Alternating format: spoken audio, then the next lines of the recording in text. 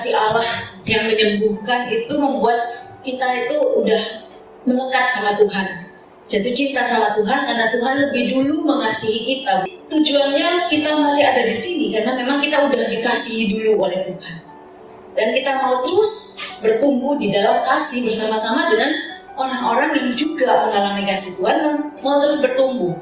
Nah, tokoh juga yang menjadi inspirasi dari Karmel yaitu Bunda Maria. Dia disebut Maria Bunda Karmel. Jadi tadi para pertapa di Gunung Karmel yang merupakan cikal bakal dari para Karmelit modern sekarang itu sudah berdevosi kepada Bunda Maria, dan mereka mengatakan diri sebagai saudara dari Perawan Maria dari Gunung Karmel.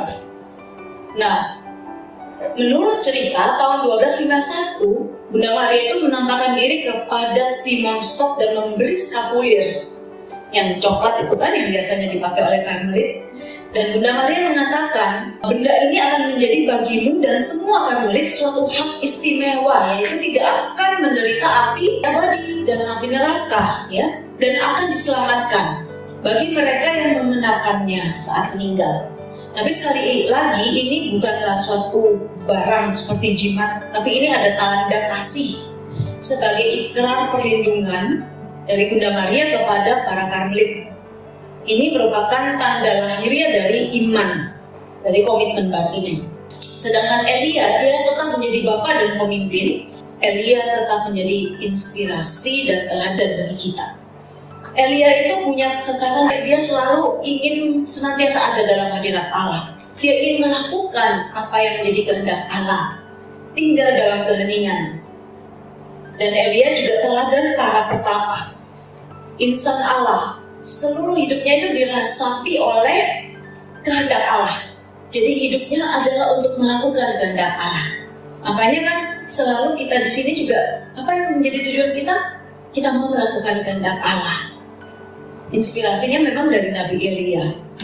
Dia seorang pertapa. Orang pertapa itu hidup di hadirat Allah. Tapi kalau kita bertapa di tengah keluarga, di tengah pekerjaan, ya, kita mau hidup di hadirat Allah, tetap nyambung sama Tuhan walaupun badan kita ini sibuk, tapi hati kita itu ada damai, itu tetap nyambung dengan Tuhan. Nah, Allah menyatakan kehendaknya bukan dalam keributan angin atau dalam gempa atau api, tapi dalam angin sepoi-sepoi, dalam keheningan. Jadi Nabi Elia mengalami itu, bahwa Allah tidak harus kita temukan dalam hal yang hebat-hebat, tapi di dalam kesederhanaan dan keheningan.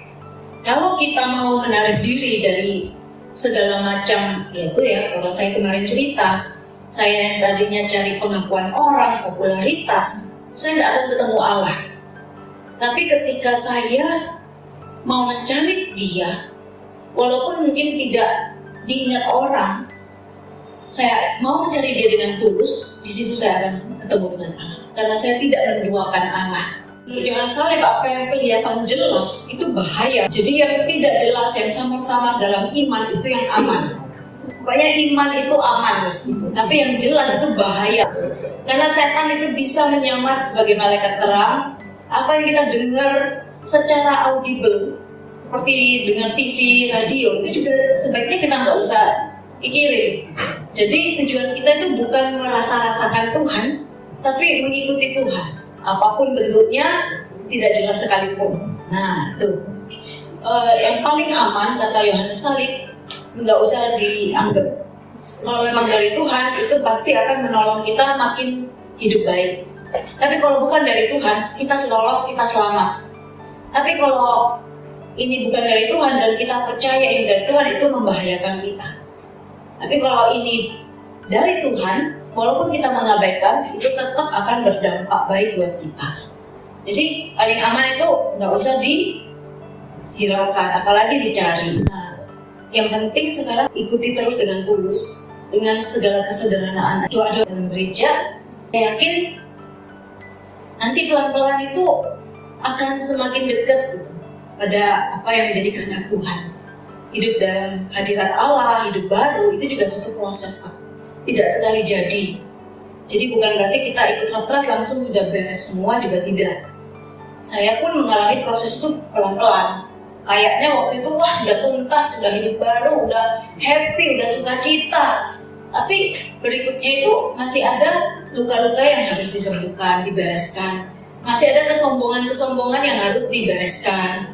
Masih ada pemikiran-pemikiran yang gak pas, egoisme, kelekatan-kelekatan yang masih perlu diberesin terus. Jadi yang penting kita ikut aja Tuhan setia. Nanti Tuhan sendiri, Roh Kudus sendiri itu akan beresin kita sesuai waktu Tuhan lewat macam-macam peristiwa. Jadi pokoknya yang penting jangan terlalu banyak mikir, yang penting kita setia, semakin mencintai Tuhan. Nah nanti proses Tuhan itu yang akan mengubah kita, mengatur kita. Kalau saya mengalami begitu. Nah kalau mau kalian dipikir nanti kita jadi nggak banyak mengalami hadirat Tuhan, tapi kalian mikir, nah itu tidak apa-apa, dijalani aja. Nah kalau misalnya memang sudah yakin ya melakukan sesuatu yang baik, motivasinya baik, ya sudah, terus mohon bimbingan Tuhan supaya buahnya itu baik. Jadi orang kan akan melihat dari buahnya, dan kita juga dianggap betul-betul bernilai di hadapan Tuhan, kudus di hadapan Tuhan juga dari buah-buah. Nah itu aja, nanti kita dalam proses kan bersama teman kita maju juga bersama sih.